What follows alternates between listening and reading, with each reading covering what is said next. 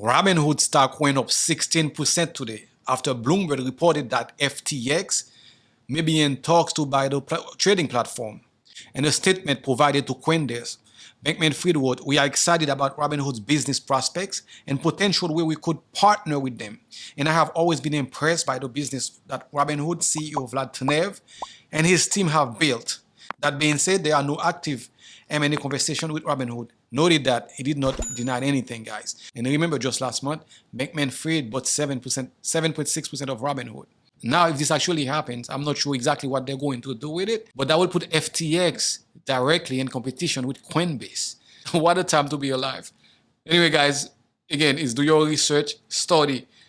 In this bear market, a lot of things are happening. Some of these guys gonna make it, a lot of them are not going to make it. Regulations are coming, guys.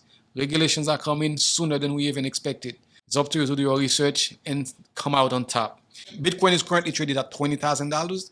Total market cap is well under $1 trillion. That was your financial segment for today, guys. I will see you in the next one. Later.